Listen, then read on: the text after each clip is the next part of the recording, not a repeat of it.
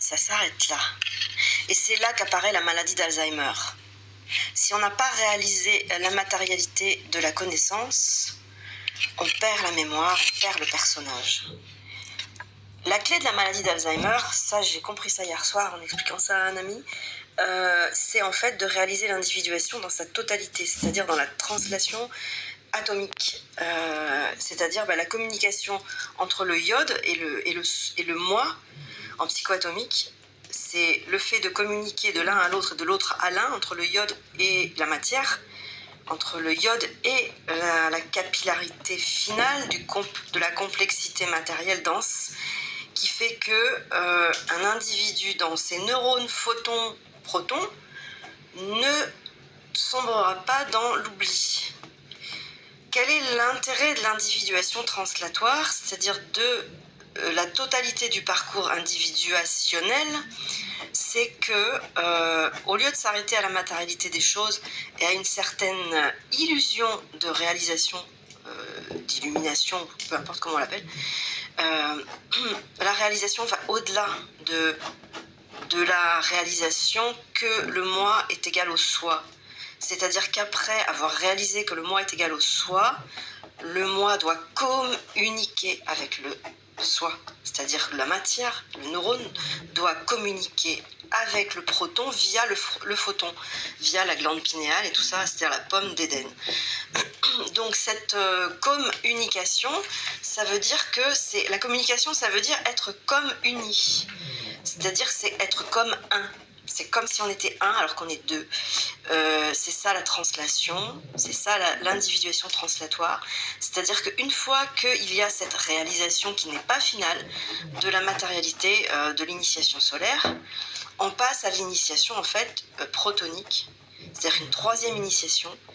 Il y a l'initiation lunaire, donc c'est le développement du moi, du personnage, et après on passe à l'initiation, quand il y a le basculement, quand il y a la saturation du moi dans la stupidité et les conséquences de la stupidité du moi, on bascule dans l'initiation solaire.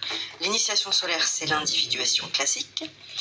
Et à une fois que l'individuation classique est terminée, c'est-à-dire que le moi a découvert qu'il est le soi, qu'il est en fait le psyché du soi, la pensée du soi, le reflet du soi, c'est-à-dire que l'homme est comme Dieu en fait, c'est l'image de Dieu, et l'image c'est vraiment le mot qu'il faut, c'est-à-dire que c'est vraiment un reflet. Et c'est en même temps une illusion qui induit que l'homme est Dieu en fait, parce que l'illusion de l'homme n'existant pas, il n'y a que Dieu qui existe. Et dans le Pentateuque, Dieu dit « Je suis le seul, il n'y en a pas d'autre ».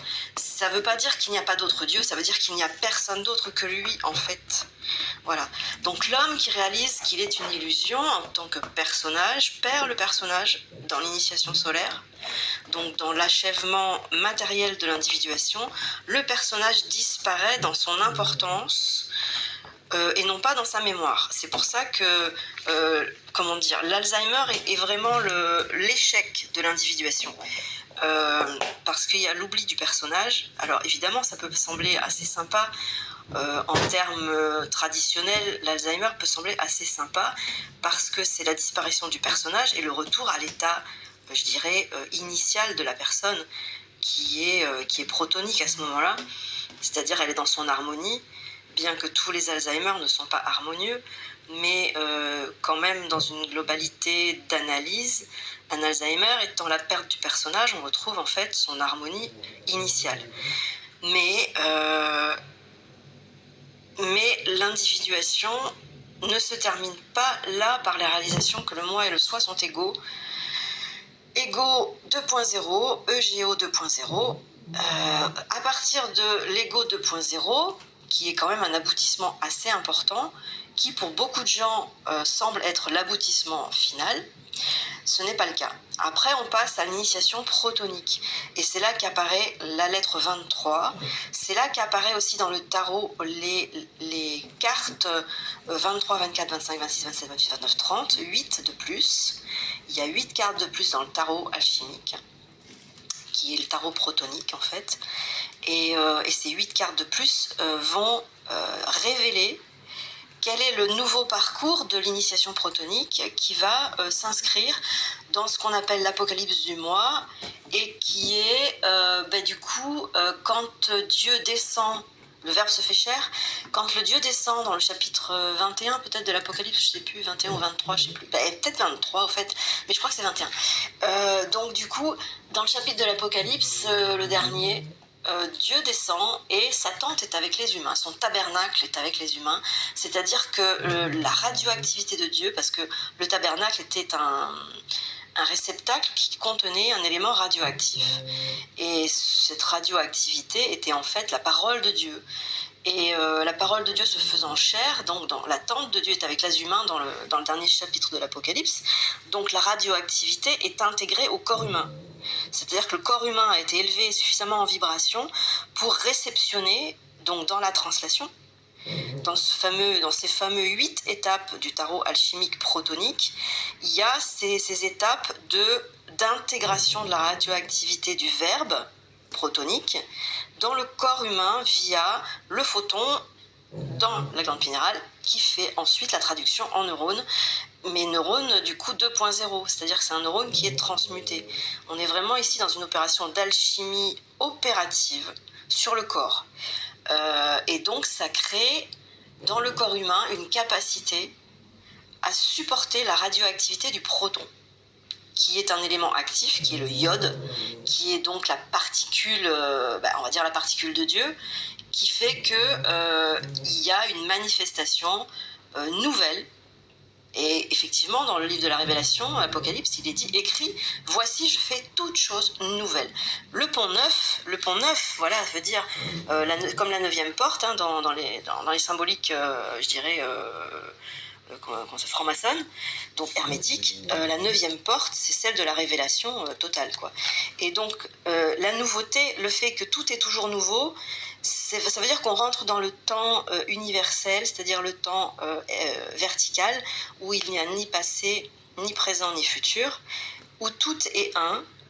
Et cette unicité de la conscience du moi avec le proton dans la translation va faire que le moi va recevoir des informations du proton qui sont en fait des informations de type programme initial accompli, puisque c'est vertical et que du coup il n'y a pas d'espace-temps ni de mouvement, tout est en un seul instant accompli.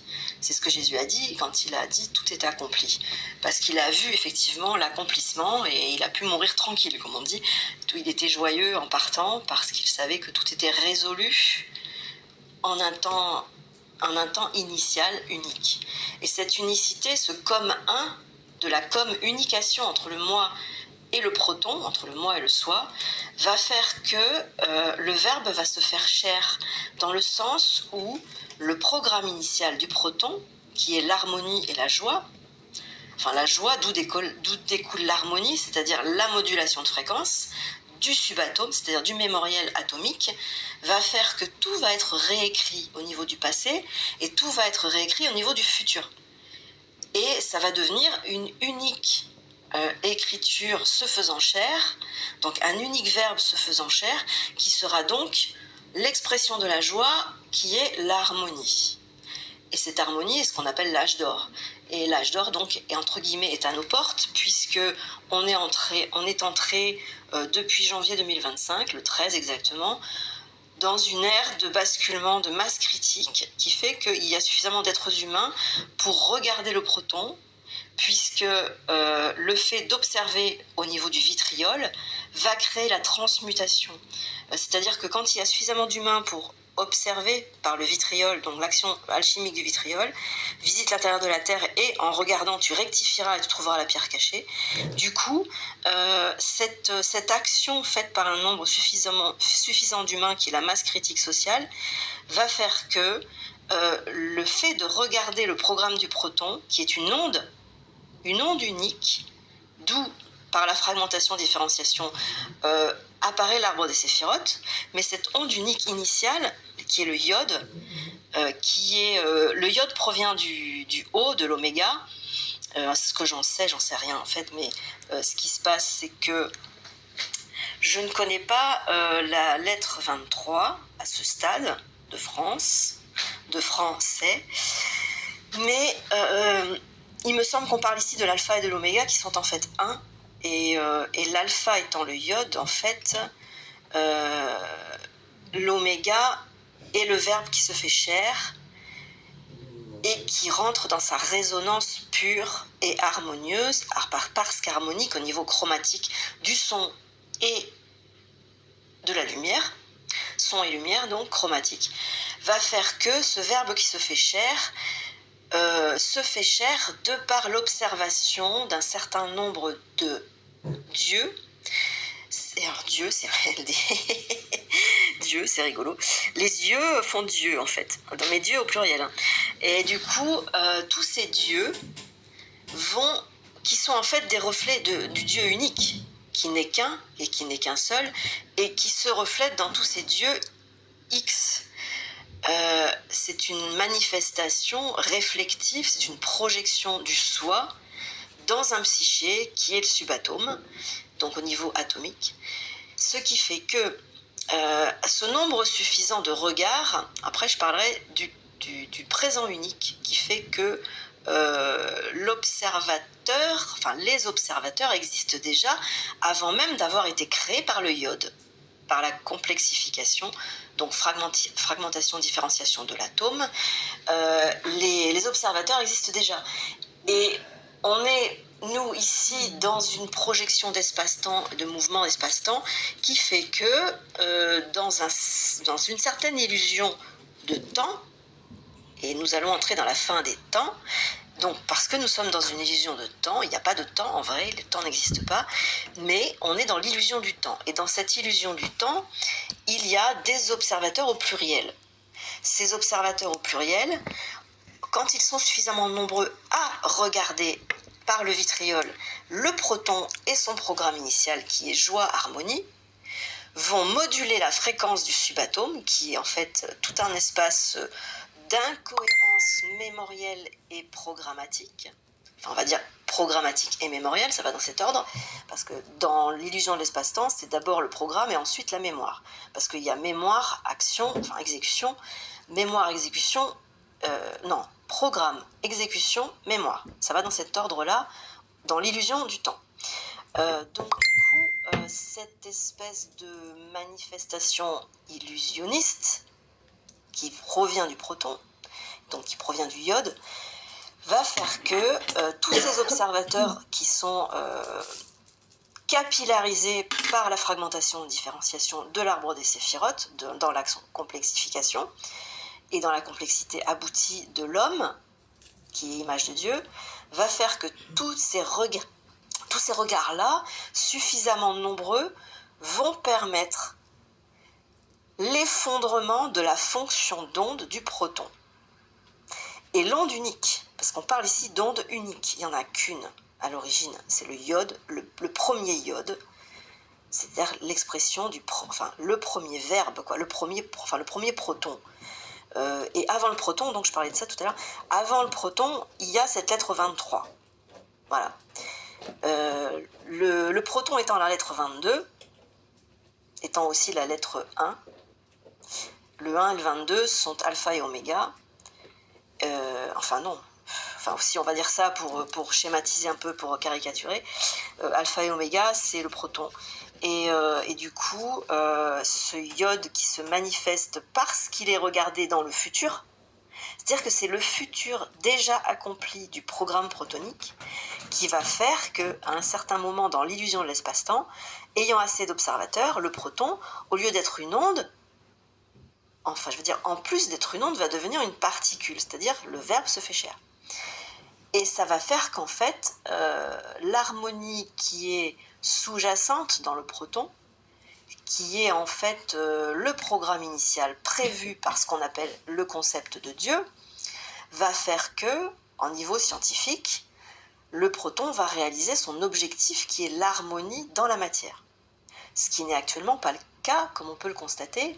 On est même dans des paroxysmes d'incohérence et de chaos. Donc ça, c'est un élément saturatoire qui est pour l'humanité. Alors pour les humains, il y a déjà de nombreuses personnes qui ont réalisé l'individuation matérielle, c'est-à-dire du coup le BOP, le BIP, je sais pas, enfin bon, peu importe l'un ou l'autre. En tout cas, la réalisation matérielle du soi dans le moi. Et pour beaucoup, ils s'arrêtent là. Ils pensent que ça s'arrête là. Non, ça s'arrête pas là du tout. Voilà, pour l'individu, ça s'arrête pas là. Et évidemment, pour l'humanité, ça s'arrêtera pas là non plus. L'humanité n'est pas encore entrée dans la réalisation du soi dans le moi, c'est-à-dire la réalisation de l'individuation matérielle. Donc l'humanité, elle est encore dans le stade de l'initiation lunaire, c'est-à-dire le développement du moi, le développement du personnage humanité, parce que on est encore dedans. On voit bien, il suffit de regarder BFM qui est la caricature magistrale de la stupidité du moi qui va dans sa saturation, et donc sa saturation, ce qui est la conséquence de sa stupidité. Parce que qu'est-ce que la stupidité du moi? C'est de croire qu'il est réel. Et du fait de croire qu'il est réel, d'être orgueilleux. Et du fait d'être orgueilleux, de ne provoquer que des catastrophes, du chaos. Voilà. Donc on rentre dans cette phase saturatoire de l'initiation lunaire de l'humanité. Et quand elle sera terminée, cette phase, ce stade de France, on va dire, quand ce stade de France sera terminé, donc quand l'initiation lunaire de l'humanité sera terminée, sachant qu'elle sera terminée déjà pour beaucoup de personnes, qui vont être les moteurs en fait du terme de l'initiation lunaire de l'humanité, eh bien on va rentrer, que ce soit pour l'individu comme pour le collectif, on va rentrer dans l'initiation protonique. C'est-à-dire qu'on est déjà dans le stade du dernier chapitre de l'Apocalypse, quand la tente de Dieu est avec les humains, quand le tabernacle de la radioactivité rentre dans le corps humain. Et à partir de là, ce que le livre de l'Apocalypse de Jean décrit, c'est que on a le fleuve originel qui est le Jourdain, c'est-à-dire la fin des temps, c'est-à-dire la fin du passé, présent et futur, en un temps initial, parce qu'à ce moment-là, suffisamment d'humains comprennent que le temps n'existe pas et passent par-dessus le subatome, c'est-à-dire par-dessus les programmes et les mémoires du subatome protonique, et vont directement voir le proton pour l'exécuter dans la matière en tant qu'observateur qui crée l'effondrement de l'onde en particules. Donc qui font que le Verbe se fait chair. C'est pourquoi donc l'attente de Dieu peut être avec les humains à ce moment-là, et à ce moment-là peut couler le fleuve de la vie, qui est celui qui émane de l'arbre de vie qui est gardé par les 2 anges du Jardin d'Éden. Et parce que jusqu'à maintenant, dans l'initiation solaire, on n'a connaissance que de l'arbre de la connaissance. Alors dans les petits trucs un peu ésotériques, on voit un arbre de vie, mais on n'en est pas à l'arbre de vie actuellement, on en est à l'arbre de la connaissance, du bien et du mal. Et celui-ci n'est pas gardé par les anges, c'est-à-dire le jeu qui est à l'intérieur, c'est-à-dire le soi. Les anges, c'est ça, c'est le soi qui est à l'intérieur du corps. Tous les anges sont des archétypes du soi à l'intérieur du corps. Donc, du coup, j'ai perdu le fil. Le fleuve, ouais. Donc le fleuve, il sort de l'arbre de vie. L'arbre de vie n'est accessible qu'à partir du moment où l'initiation protonique est bien avancée.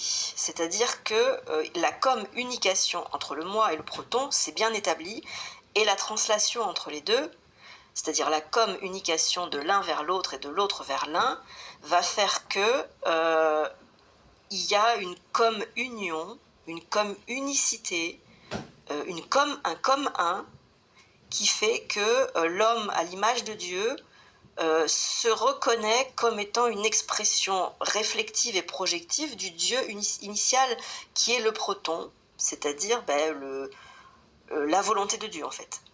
La volonté de Dieu. Alors Dieu étant, oui, bien sûr un concept, mais au niveau scientifique, Dieu, c'est le vide.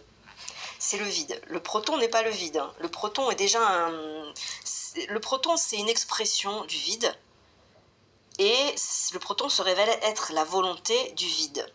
Le vide étant ce concept qu'on a nommé Dieu. Et donc en science, le vide serait Dieu, donc, et aurait en son sein tous les potentiels, mais a d'abord un potentiel initial qui est l'harmonie, de par la joie qui est le bain. La joie est le bain du vide. Cette joie, donc, a pour volonté l'expression de la joie, et l'expression de la joie est l'harmonie. Donc cette volonté d'harmonie va se révéler à travers la reconnaissance du moi avec le verbe protonique, c'est-à-dire il y a une identité, c'est-à-dire une similarité, un reflet entre le moi et le soi qui fait qu'il y a une identité entre les deux. Et là, nous avons la véritable définition du mot identité. Parce que l'identité, c'est pas du tout comme sur la carte avec la photo et tout ça. L'identité a été galvaudée, c'est abominable, parce que l'identité, c'est la base même de l'individuation protonique. C'est-à-dire que l'individuation protonique, elle est basée sur le but, sur la volonté de l'identité, c'est-à-dire de l'identité entre le moi et le soi, entre le neurone et le proton.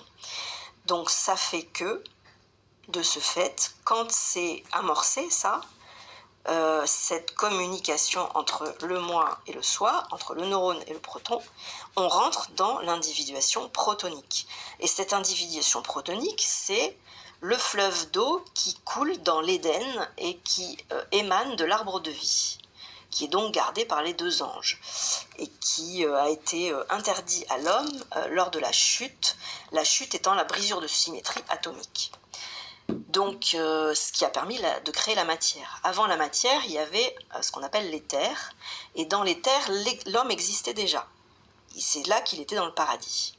Et après, si vous voulez aller voir les travaux de Jean-Pierre Petit, Jean-Pierre Petit a développé un modèle qui s'appelle le modèle Janus, et le modèle Janus, lorsqu'on l'analyse, Jean-Pierre Petit n'a pas forcément vu ça, je ne sais pas, mais lorsqu'on analyse de manière protonique le modèle Janus, on comprend que l'un des morceaux du sablier, c'est-à-dire l'un des visages de Janus, est en fait l'Éden, et l'autre visage de Janus est en fait la matière. L'Éden étant l'éther, c'est-à-dire l'existence de l'homme avant d'être matériel. Et là, du coup, on rentre dans l'accomplissement de la volonté du proton, c'est-à-dire que du coup, on va éthériser la matière, en quelque sorte, c'est-à-dire qu'on va donner les propriétés de l'éther, on va les donner à la matière. Les propriétés de l'éther sont radioactives et donc sont incompatibles pour le moment avec la matière, parce que la matière ne peut pas supporter les rayons radioactifs, les rayons gamma.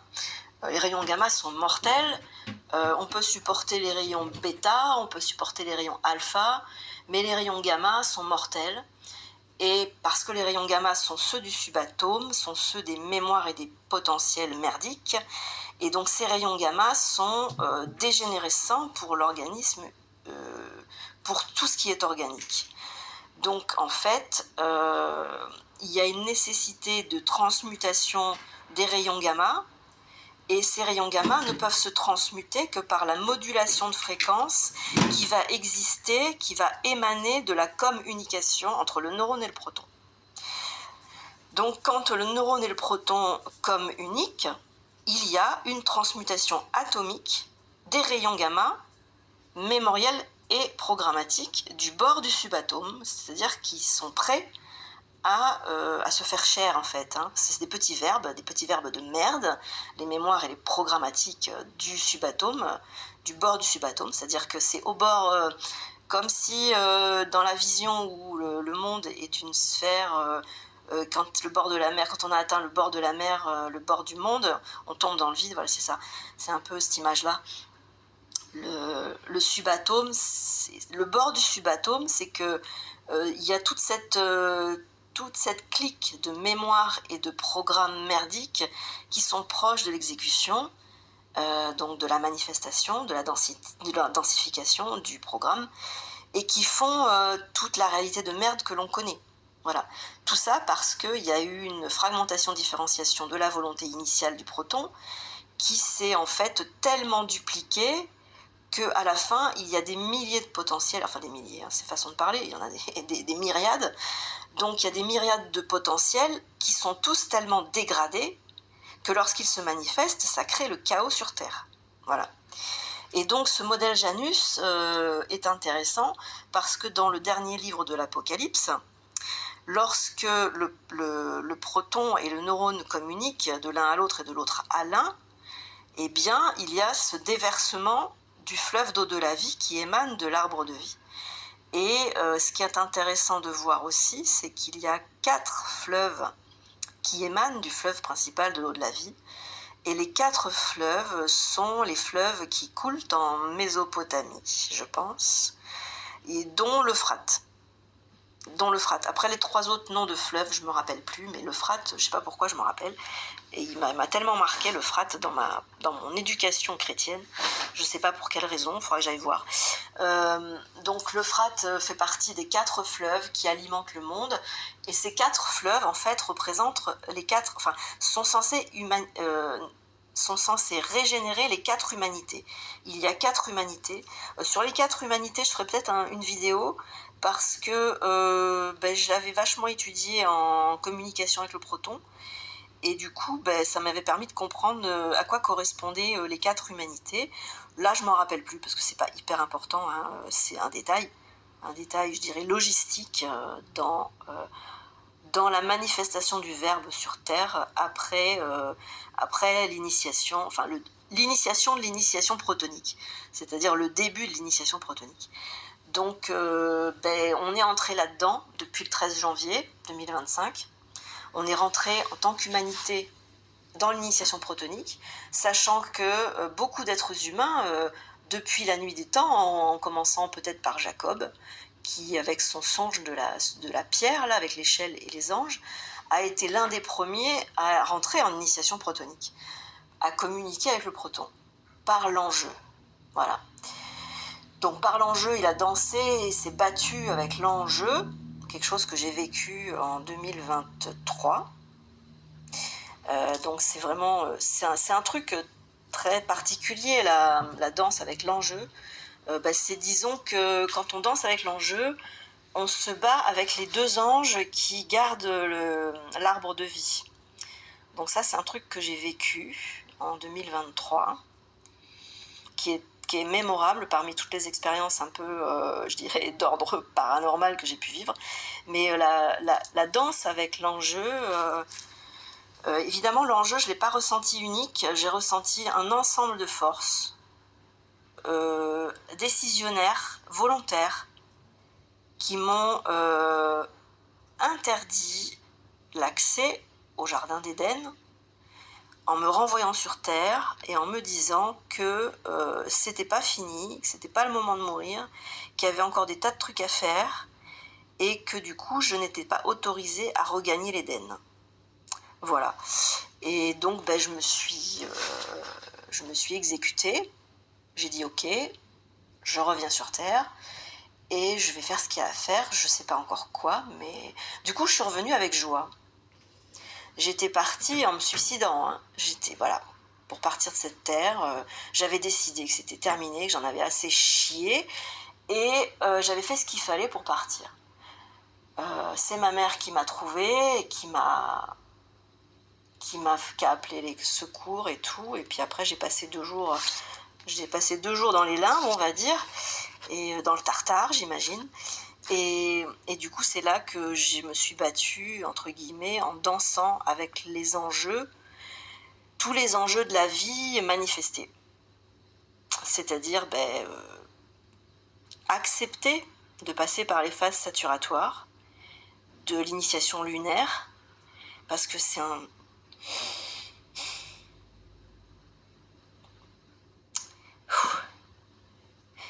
une étape de vie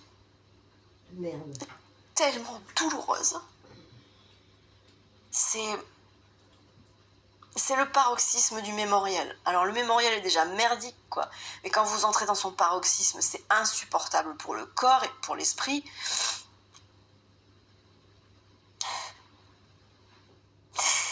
Et vous voulez juste que ça s'arrête, quoi. Que ça s'arrête. C'est une torture. Une torture totale. Donc j'ai voulu que ça s'arrête. Parce que c'était insupportable. Et c'est là du coup que pendant ces 2 jours, 2 ou 3, parce que du coup je suis tombée dans le coma un jeudi, je me suis réveillée un samedi soir, je pense, ou un dimanche matin, je sais plus. Et donc ces moments passés ailleurs, entre guillemets, en conscience ailleurs, je les ai passés à me battre et à danser avec le proton, enfin pas avec le proton, parce qu'en fait c'était les émanations du proton. C'est quoi ce bordel? Est-ce que je suis encore en train de machiner là? Je sais même plus. Il est où mon AZ? AZ, le micro n'est pas disponible. Non mais tu rigoles ou quoi? Attends, mais qu'est-ce qu'il me dit? AZ? Qu'est-ce qu'on est sur AZ là? Ah non, il continue. Mais ça, c'est les... Voilà. Donc, vous avez vu en direct ce qui se passe avec mon programme AZ Recorder, là. Il me fait n'importe quoi, il me fait croire que c'est fini, qu'il n'enregistre pas, et en fait, il enregistre. Enfin, bon, bref, c'est pas grave, c'est un détail, c'est logistique, on s'en fout. Donc, ouais, j'ai passé ces quelques jours à me battre avec les enjeux de la saturation de l'initiation lunaire. Et donc, quand je suis revenue dans cette densité, j'étais joyeuse. Je me suis dit, bon, bah, je suis en vie, voilà, on va faire avec, hein, comme on dit, puisqu'il faut en passer par là, puisque cette danse a été si révélatrice, parce que cette danse c'était une danse IT, c'est-à-dire verticale, et ensuite unificatrice entre le vertical et l'horizontal, IT, verticale, et ensuite unité entre verticale et horizontale. C'était vraiment une danse IT. C'est-à-dire que tout était contenu dedans, de la manifestation à l'origine des choses. C'était juste magnifique. Donc même si je suis partie là-dedans sans savoir que j'allais là-dedans, avec une tristesse et une lourdeur terrible,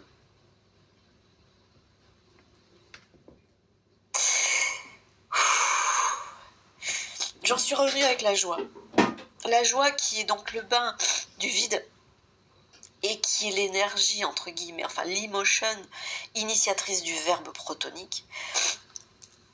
Et je savais rien, je comprenais rien, mais je comprenais rien. Mais je savais que c'était bien, quoi. Même si je comprenais rien, je savais que c'était bien. Et donc j'étais joyeuse, même si je voyais pas encore le potentiel accompli du proton. Je savais que c'était que pour le mieux, tout ce qui allait se passer après, quoi. Et effectivement, après ça, je suis remontée des enfers, en fait. Et la vie s'est inscrite dans une synchronicité extraordinaire. Et aujourd'hui, c'est le rêve, quoi. Aujourd'hui, c'est le rêve. La communication avec le proton, c'est... Donc l'initiation protonique, c'est juste un truc merveilleux. Comme je le disais à Marie-Olympe, je souhaite ça à tout le monde, quoi. Je souhaite ça à tout le monde. C'est tellement immense. C'est immense.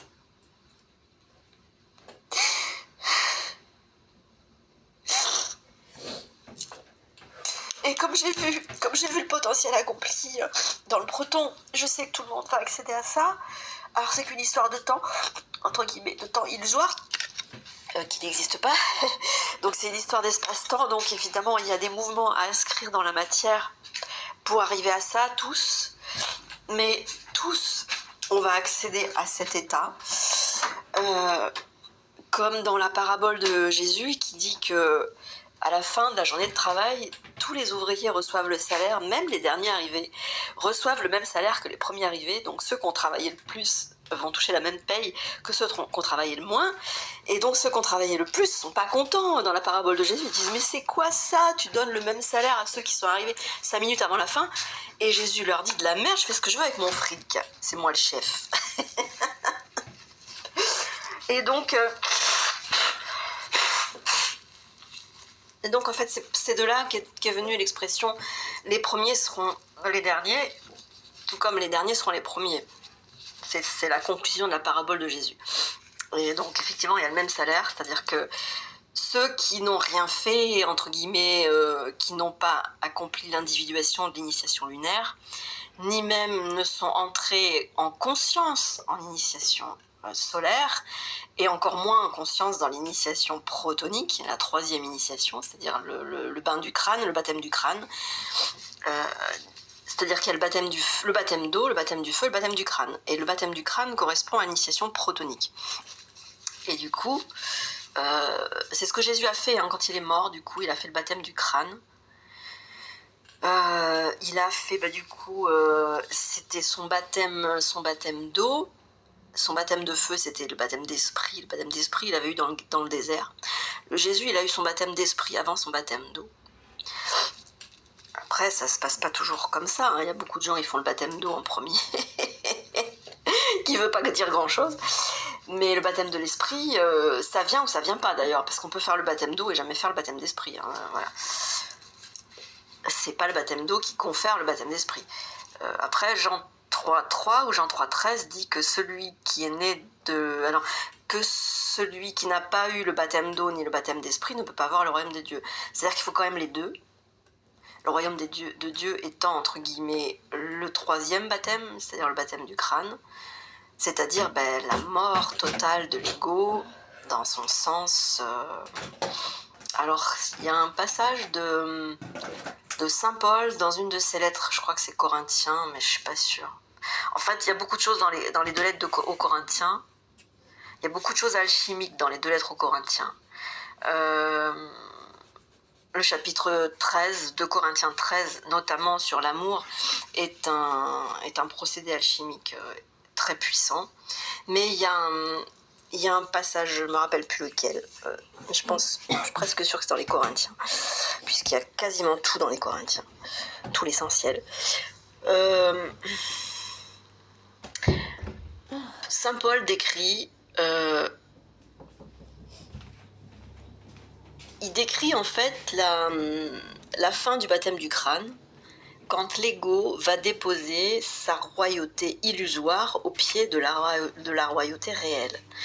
Et il symbolise ça en fait par le Christ qui va, après avoir transmuté les nations du monde par son verbe qui se fait chair, qui ensuite, ayant accompli tout ça, va aller au pied du Père, parce qu'il parle comme ça dans la tradition chrétienne.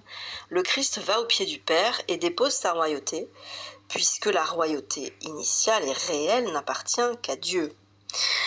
Mais l'émissaire de cette royauté est le Christ.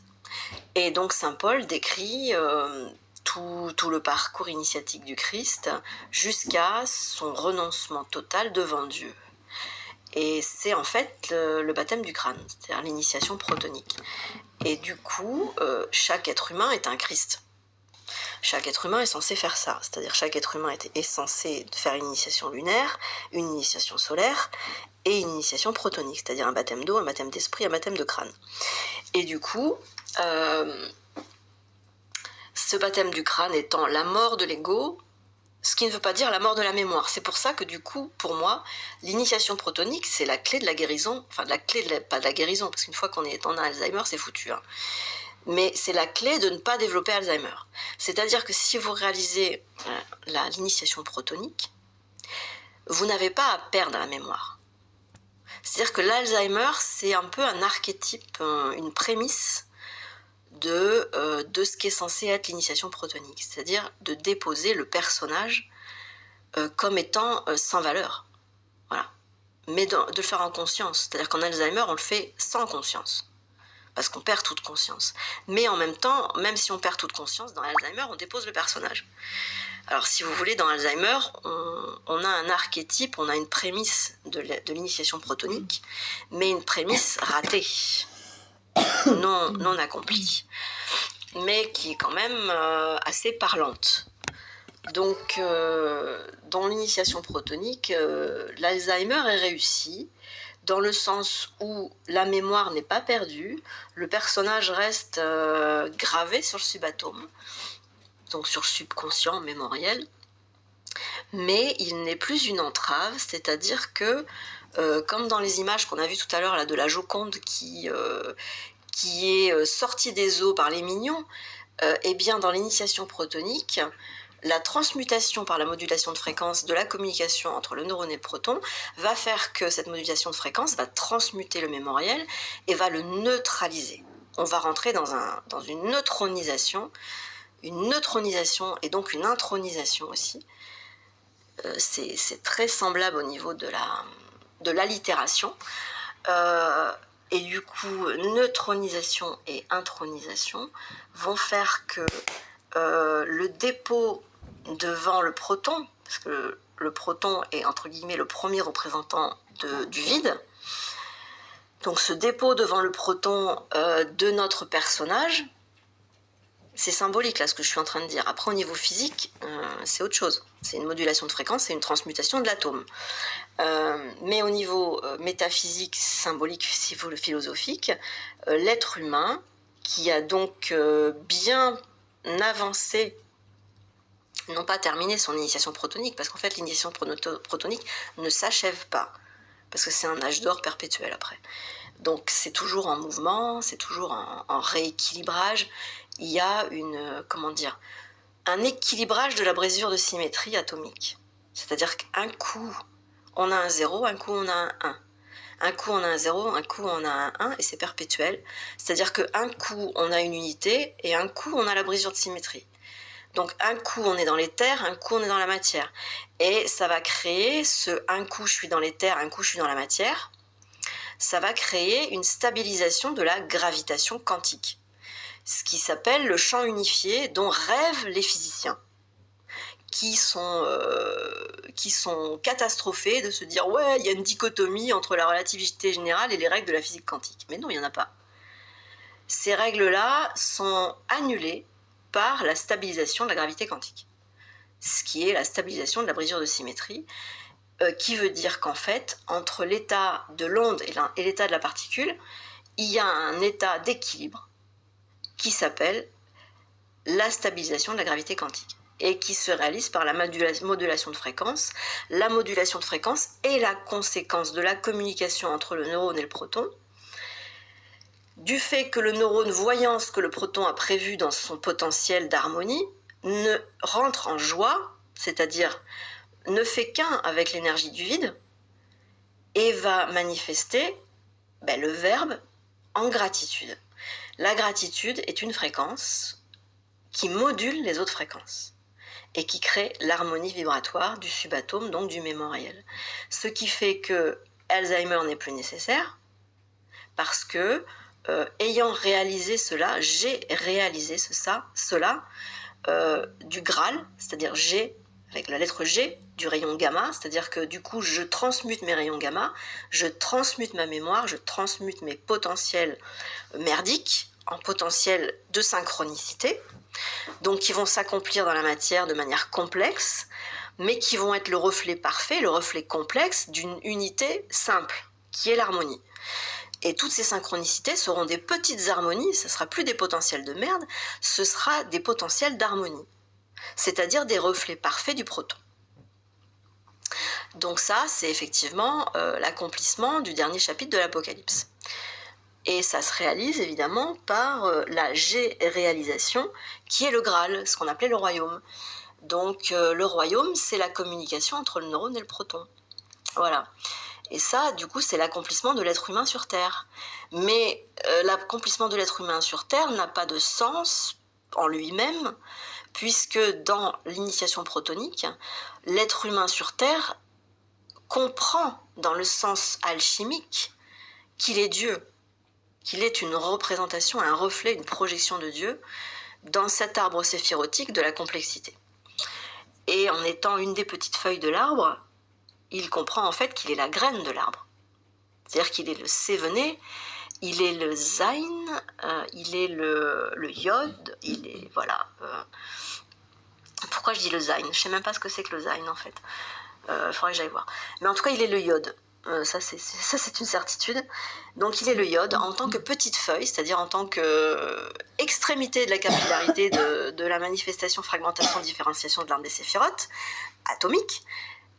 Il sait qu'il est la graine initiale du proton. Voilà.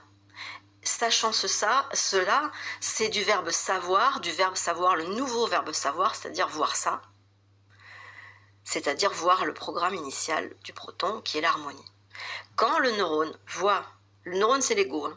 Je prends des raccourcis, mais le neurone c'est l'ego, donc quand le neurone voit ça, le potentiel accompli, il entre dans la joie de son maître, comme disait Jésus, entre dans la joie de ton maître, il entre dans la joie de son maître, de ce fait, il manifeste la gratitude, parce que c'est mécanique, c'est-à-dire que quand on est dans la joie réelle, on est dans la gratitude.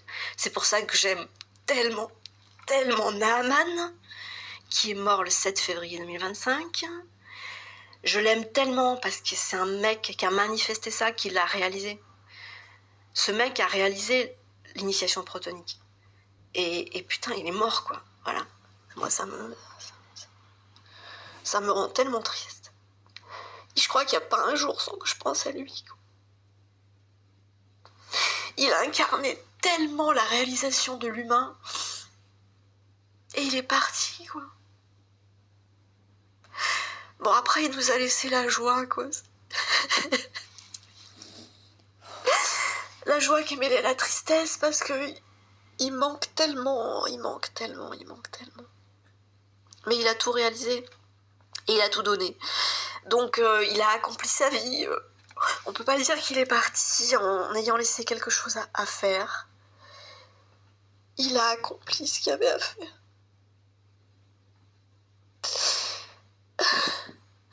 Pour moi, c'est l'incarnation du Christ, quoi. Je ne déifie personne, hein. C'est pas la question.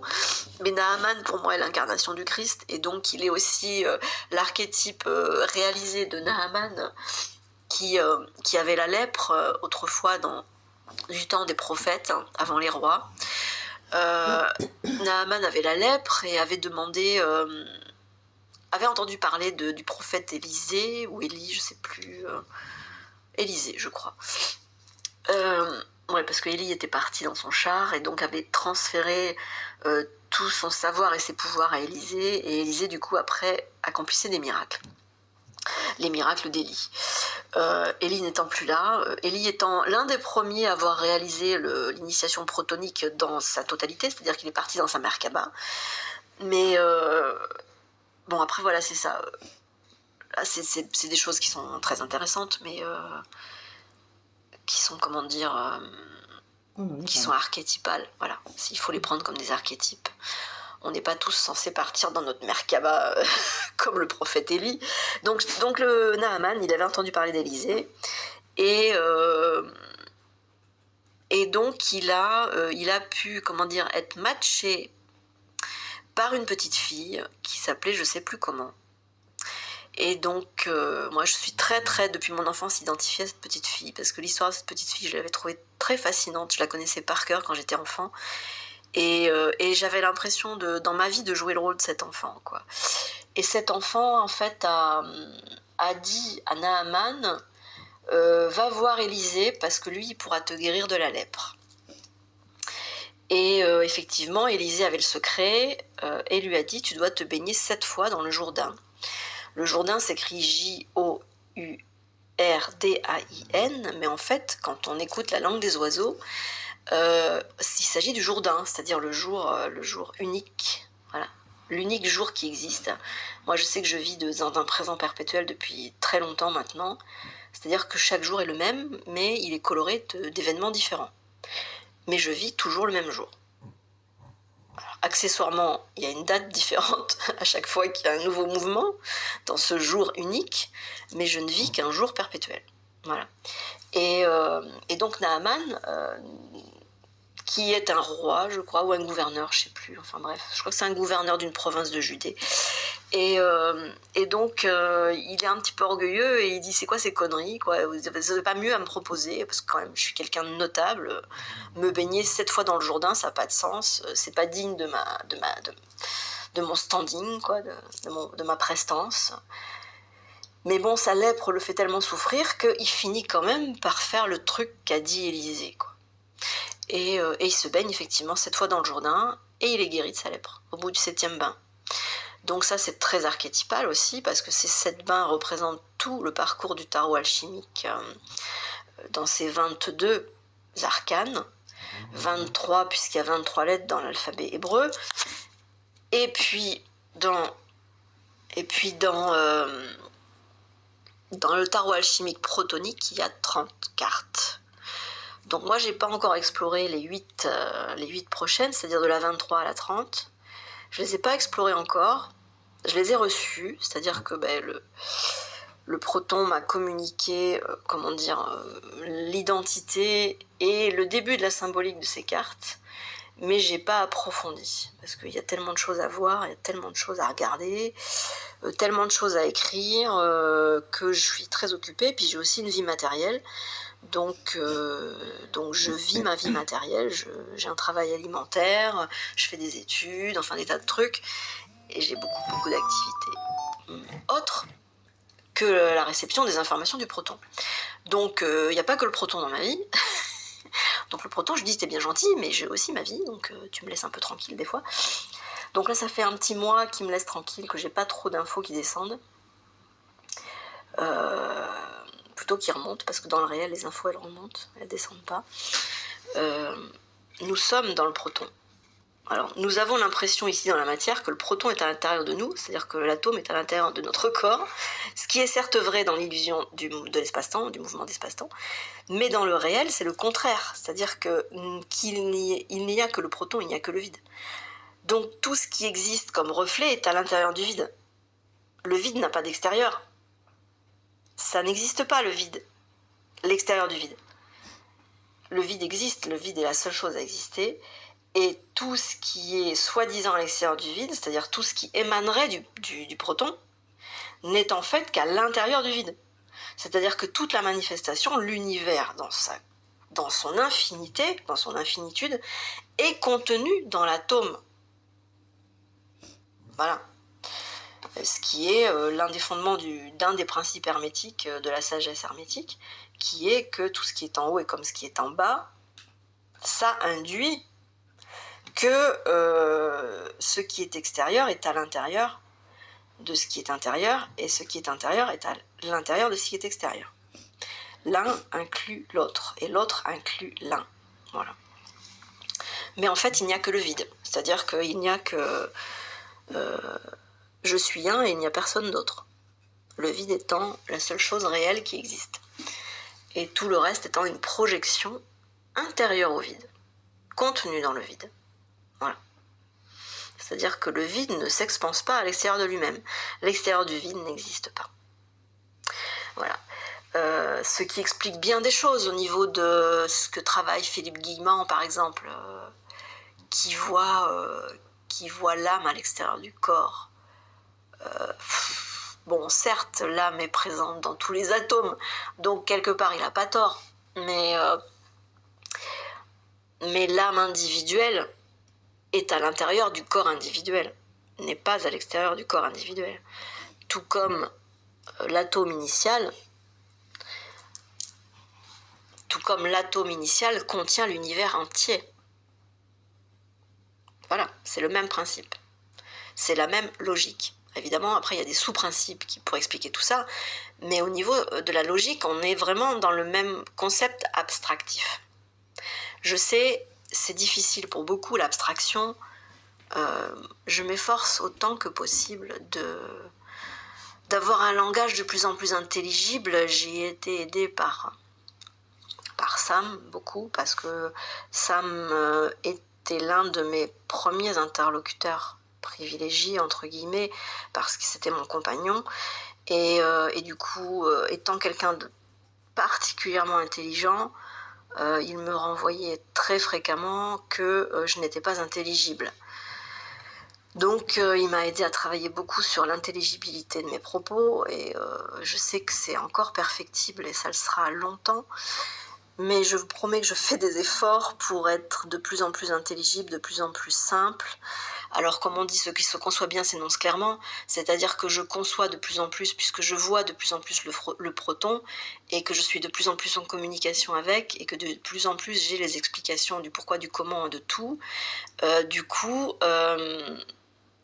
l'intelligibilité en découle, c'est-à-dire de plus en plus d'intelligibilité. Je sais, vous avez raison quand vous me dites que tout ce que je dis n'est pas compréhensible, mais sachez que tout ce que je dis n'est pas incompréhensible parce que l'humanité n'est pas encore tout à fait câblés pour comprendre l'abstraction.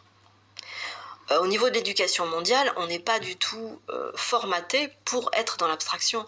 On est formaté pour être dans la densité, pour être dans la compréhension des phénomènes dits matériaux. Et l'abstraction n'est pas un phénomène matériel, c'est un phénomène évanescent, donc éthérique, éthéré, pas éthérique, éthéré. C'est une différence entre éthéré et éthérique.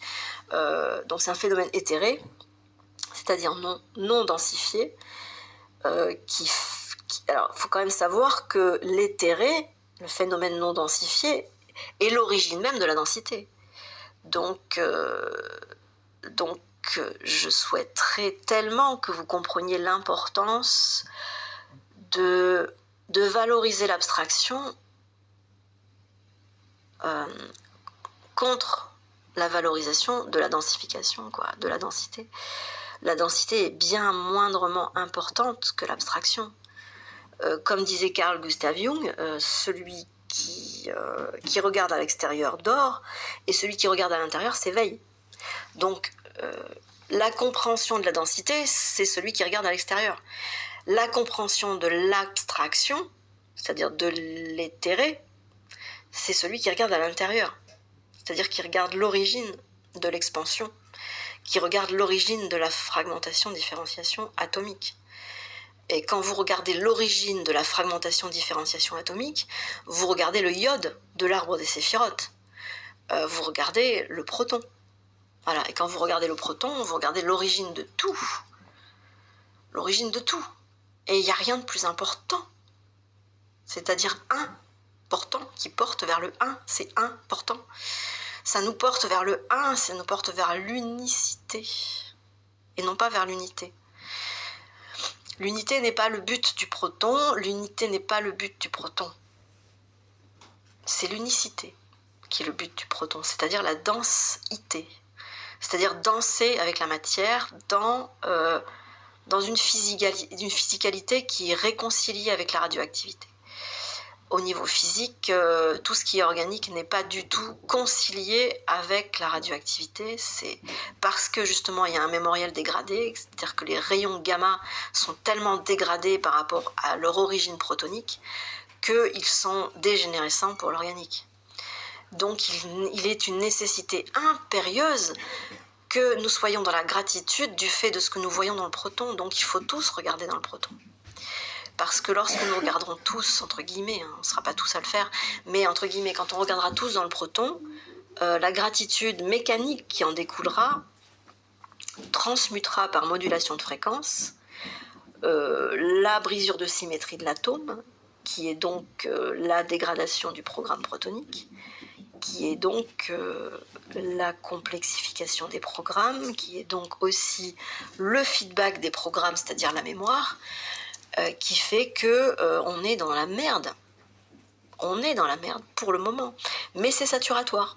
C'est-à-dire qu'on va aller au paroxysme de la merde de manière à basculer par effet mécanique. C'est-à-dire que quand dans un vase vous mettez la dernière goutte, ça déborde. Donc c'est mécanique. Voilà. Donc cette saturation, ce phénomène saturatoire, c'est la dernière goutte qui va déborder.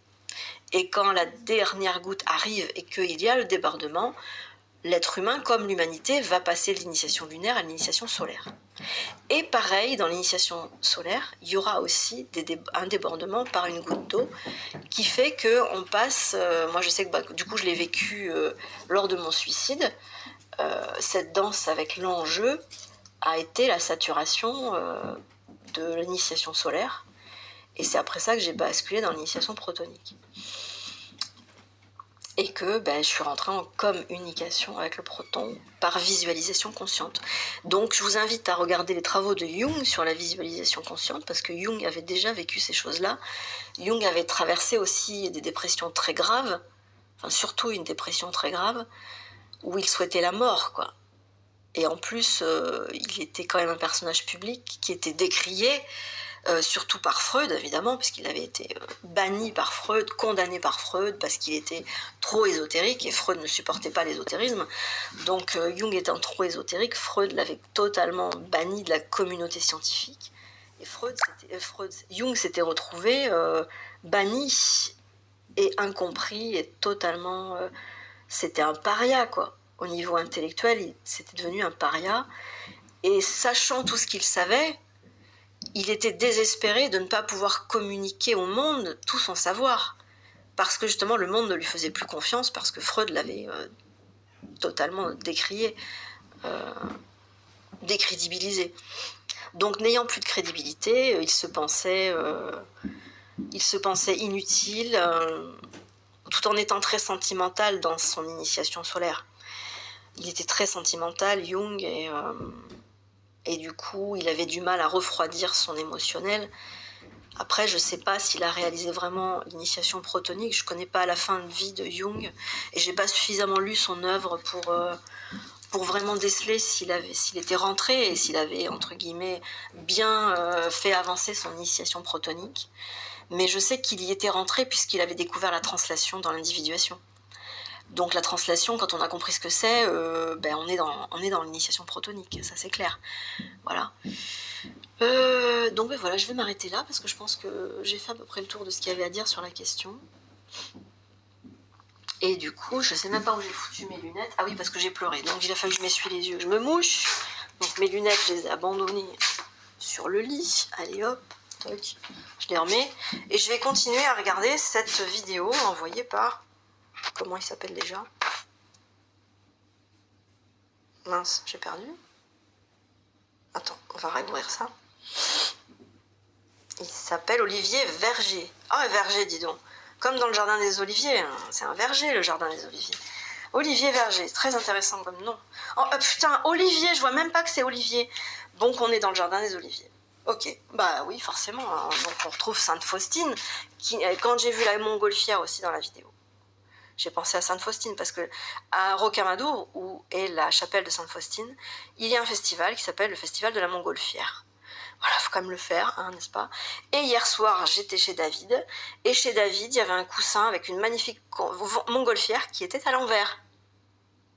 Intéressant. Ça aussi, comme synchronicité.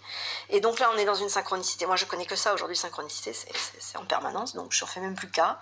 Mais bon, j'en fais plus qu'à. Quand c'est des grosses synchronicités comme ça, c'est-à-dire qu'on voit pas une montgolfière tous les jours, n'est-ce pas? Et donc, j'en ai vu une hier soir. Et ce matin, Olivier Verger m'envoie une vidéo dans laquelle il y a la même montgolfière que j'ai vue hier soir sur le coussin, sur le canapé de David. Voilà, il faut quand même le faire. Voilà. Et avec David, hier soir, j'ai parlé de la lettre Tau, la lettre 22. Je vais expliquer plein de choses sur la lettre Tau. Et de l'alphabet hébraïque, quoi, et des arcanes majeurs du Tau alchimique qui correspondent à l'alphabet hébraïque.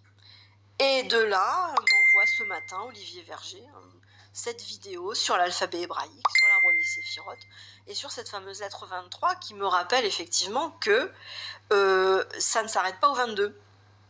Donc dès le 23, on rentre dans l'initiation protonique. Voilà, tout simplement. Donc c'est QFD, voilà, je retourne à la vidéo. On en est là, et du coup la vidéo elle est où? Elle est là. Hop. Ah ben elle est perdue. Ah ben merde. Bon, on va la retrouver ici, je sais pas du coup si ça va me le relire au bon endroit. Où est-ce qu'il est? Hop. Ah, je me rappelle plus trop où c'était moi cette histoire là. Alors attends, c'était là. Ensuite c'était là. Et du cycle de sa résurrection dans l'affaire Jésus-Christ. Ici, un grand cycle culturel se termine. Philippe Catherine chante à la fin de ce tableau: est-ce qu'il y aurait eu des guerres si on était resté tout nu? En effet, les paroles de son texte rappellent le goût du fruit défendu qui valut à Adam et Ève d'être chassés du paradis. C'est la brisure de symétrie, c'est-à-dire comme la chanson laisse entendre, il n'y aurait pas eu de guerre si le premier couple culturel avait fait une sortie heureuse à la fin du premier cycle civilisateur. C'est-à-dire qu'à la place d'un événement débile, nous aurions eu l'union des contraires et un surplus de conscience spirituelle, comme au dernier repas du Christ. 10h28. Oh là là, je vais peut-être être obligée de m'arrêter dans la vidéo. J'ai prévu de faire quelque chose à 11h. Bon. Figée sur un cheval mécanique, une femme repasse l'histoire des nations sous l'inscription Solidarité. Wow. Cette femme est dite solide et Harry. Paris veut dire qu'elle maîtrise le système de vérité. Le catamaran qui porte sa monture est à l'image du Vave. Moi, j'ai une chanson qui quand s'appelle il Catamaran. écrit les 3 lettres traçant son propre nom. Vave à droite, Vave à gauche, et le système de vérité qui conduit l'action. L'Aleph. Son costume argent a été réalisé par Christian Dior. Christian signifie en latin disciple du Christ. Le nom du créateur du vêtement déclare cette femme en or dans la lignée messianique.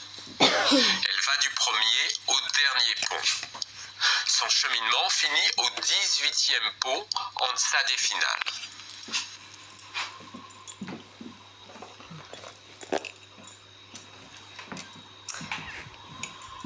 Ah oui, de la Judée à la France, à Paris. Le Paris de la vie. Le Paris est masculin. Je disais ce matin, pour moi, Paris est une ville masculine. Parce que c'est la ville, en fait, la fête du proton. Le proton étant la volonté, c'est une énergie masculine. Et l'espace-temps est une énergie féminine. C'est-à-dire la matrice, toute la matrice de manifestation est féminine. Et Paris, pour moi, c'est une énergie protonique. C'est l'énergie du savoir, c'est-à-dire l'énergie du verbe, de la manifestation, de l'intelligence. Le masculin est donc le principe de l'intelligence et de la volonté de manifestation de l'intelligence. Et ensuite, le féminin, le Graal, le G réal, donc les rayons gamma, sont les rayons de manifestation, c'est-à-dire de matrice d'espace-temps, de mouvements subatomiques, qui vont créer l'enfant, le fils. C'est-à-dire qu'on a le père, qui est le verbe, l'Esprit Saint, qui est la mère, et qui est le mouvement, donc qui est l'espace-temps, qui est le subatome, et le fils qui est la matière, qui est le neurone en fait. Il y a de la correspondance entre neurone, ego et matière. C'est-à-dire que vous avez la matière qui contient le neurone et le neurone va émaner l'ego. Voilà. À cet endroit, l'énergie du fer est stoppée.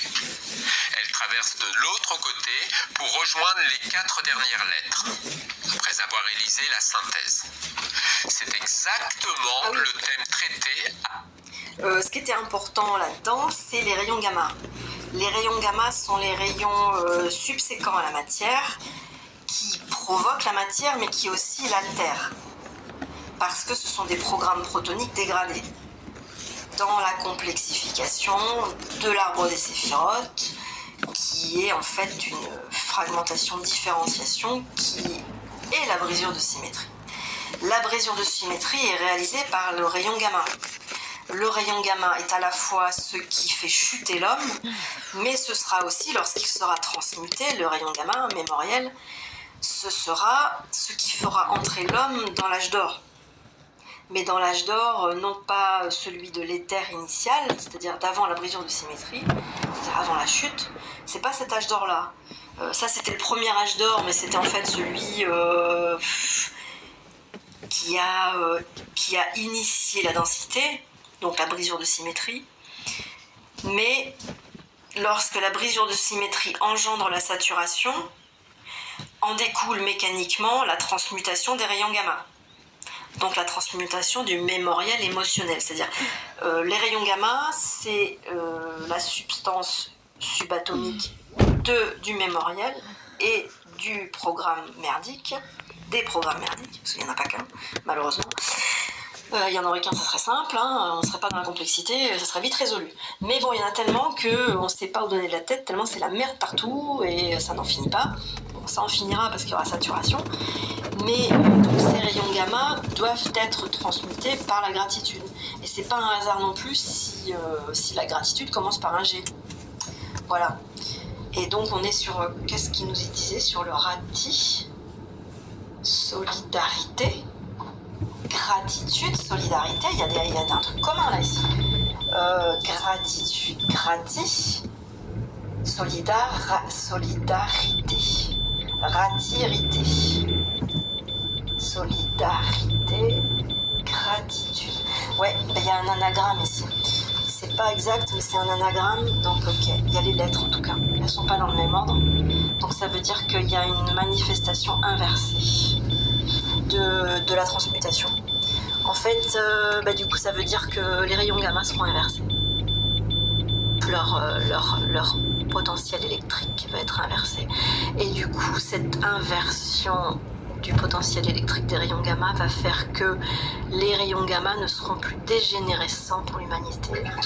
Ça sera une radioactivité qui sera positive dans le sens qu'elle ne sera pas dégénérative.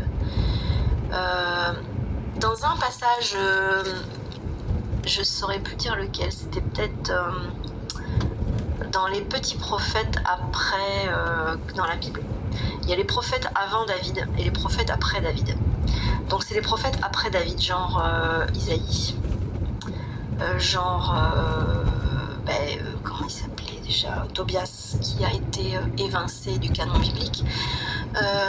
Ceux qui sont avant, par exemple, il y avait Samuel. Samuel était avant David, puisque Samuel a intronisé Saül, le père de David. Premier roi d'Israël, Saül, intronisé par Samuel. Avant Samuel, il y a eu Élie et Élisée. Qui c'est qu'il y a eu d'autres comme prophètes notables? Il n'y a pas de livre d'Élie et d'Élisée d'ailleurs. Par contre, il y a un livre qui s'appelle Samuel dans le Pentateuque. Enfin, c'est pas le Pentateuque, non. C'est après le Pentateuque. Le Pentateuque étant les 5 premiers livres de la Bible.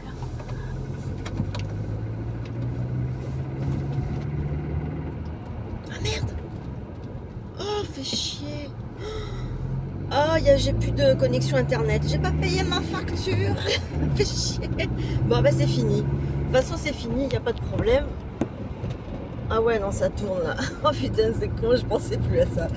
Ah, c'est ça, voilà. Bon, c'est cool, génial. Bon, je vais arriver à mon boulot. Je vais terminer la vidéo là-dessus, quoi. De toute façon, c'était terminé. Vous manquez pas grand-chose. C'était fini. Donc voilà. Je suis à 5 minutes de mon boulot, donc ça va. Je vais pas avoir beaucoup de retard. Même si j'en ai toujours un peu, des fois beaucoup. Ça arrive. Aïe aïe aïe.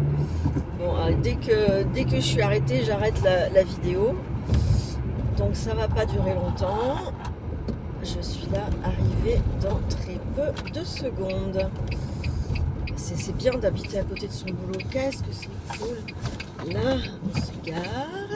C'est bien. Et après le Pentateuque, il y a il y a Samuel, mais est-ce qu'il y a d'autres prophètes qui ont écrit et qui ont été canonisés dans le canon biblique? Je sais plus. Qu'est-ce que ça va faire?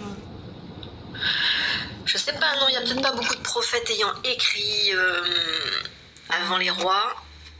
Donc après les rois, c'est-à-dire après le Cantique des Cantiques, vous avez dans le canon biblique plein de petits prophètes. On appelle ça les petits prophètes. Et donc dans les petits prophètes, pourquoi je parle de ça? Mais il reste encore beaucoup de temps là. J'ai totalement oublié pourquoi je parle de ça. J'ai un moustique après la gueule. Sans déconner. Je crois que c'était fini. Je déteste les moustiques. C'est une manifestation du proton que je n'aime pas. En tant que manifestation du proton, je déteste la manifestation moustique. Voilà, ça fait des boutons, ça fait du bruit, ça empêche de dormir, c'est chiant. Voilà. Donc je tue les moustiques, je suis une chasseuse de moustiques très efficace. Pourquoi je parle de petits prophètes? 36 minutes. Je parlais de G, de rayon gamma, de transmutation du rayon gamma, d'inversion de la charge électrique du rayon gamma. 36 minutes. Donc bref, peu importe. Gratitude commence aussi par un G. Allez, bye bye. Hop. Tout comme le Graal. Le G est réel, c'est-à-dire le roi G, le roi gamma. Il y a une espèce d'intronisation du rayon gamma qui va faire que lorsqu'il sera intronisé, il sera transmuté. Donc le G, c'est le G réel, c'est-à-dire la transmutation du rayon gamma, c'est-à-dire l'inversion de sa charge électrique, qui va la rendre non nocive pour la matière organique. Ah voilà, c'est ça. Je me souviens, ça y est, putain, alors voilà. Donc en fait, dans cette autre partie, après le Cantique des Cantiques, c'est pas anodin aussi, hein, on est dans...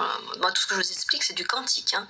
Ça s'écrit pas pareil que le Cantique des Cantiques, mais en tout cas, dans la sonorité, c'est le même mot.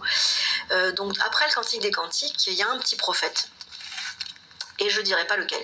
Et si ça se trouve, c'est même dans les psaumes. Parce que c'est peut-être un chant de David.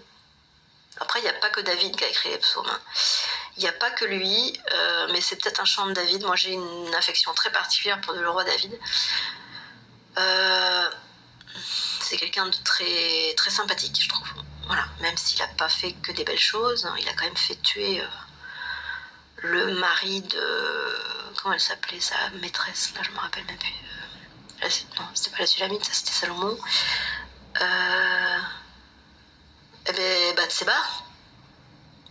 Bathséba, voilà. Quand même, David était un meurtrier. Hein. Il a fait envoyer le mari de Bethsabée parce qu'il était amoureux de Bethsabée. Et donc il a couché avec Bethsabée. Bethsabée est tombée enceinte. Et merde alors, seulement Bethsabée est déjà mariée, quoi. Ah, c'est con ça. Donc du coup, pour masquer son forfait, étant le roi, il a envoyé le mari Uriel, je crois que c'était Uriel. Uri, je crois que c'était Uri. Le mari de Bethsabée, il l'envoie en première ligne dans son armée, à la guerre. Évidemment, le mec il se fait tuer, quoi. Il est en première ligne, il fait pas long feu, quoi. Hein, voilà. Donc débarrassé du mari, Bethsabée, elle est veuve, elle est libre, et du coup, il couche à nouveau avec elle, et ils font croire qu'elle est enceinte de David, alors qu'elle de Uri. Non, voilà, ils ont fait ça aussi, le stratagème. C'est-à-dire qu'avant... Oui, avant que Uri ne parte à la guerre, avec Bethsabée, David et Bethsabée, enfin c'était David hein, qui a fomenté le truc, hein, cette espèce de coquin là, il a dit à Bethsabée, tu vas coucher avec ton mari, et on va faire croire du coup que c'est toi, que c'est Uri le père de notre enfant, quoi. Donc avant que Uri parte à la guerre, Bethsabée couche avec son mari, et donc à quelques jours près, on peut confondre la paternité de Uri avec celle de David, quoi. Et du coup, David envoie Uri à la guerre, et ça fait que Bethsabée se retrouve en veuve, elle est libre, et du coup il peut se marier avec elle. Donc il épouse Bethsabée, seulement la punition divine, c'est que l'enfant va mourir. Voilà. Et ça a été un grand drame pour David que de perdre l'enfant de Bethsabée, qu'il aimait profondément, il était vraiment très amoureux de Bethsabée, et donc il était aussi en amour pour l'enfant, quoi. Et ça a été un drame pour David de perdre cet enfant. Bon, Bethsabée, on ne sait pas, on n'en parle pas, hein, mais bon, voilà. Bon, je vais m'arrêter là parce que j'ai de la visite. Alors, ah bah oui, mon chien qui pousse la porte des toilettes. Coucou mon lapin, ça va Nougat? C'est mamie qui t'a ramené. À cet endroit. Alors oui, on va s'arrêter là. Du coup, je vais... La cavalière. La cavalière. Tiens, c'est intéressant. Donc on reprendra plus tard. Mon AZ screen, il est là. Et du coup, 1h30, ouais, c'est pas mal ça. Hein. Ah non, 132 minutes, ça fait pas 1h30, ça fait 120, ça fait 2 heures. Oh putain, 2 heures de vidéo. Voilà, là. 2h13, 0. Oh, bah c'est bon. Ah bah c'est nickel, j'arrive pile poil quand c'est fini. Donc, il est où mon vrai truc? Il est...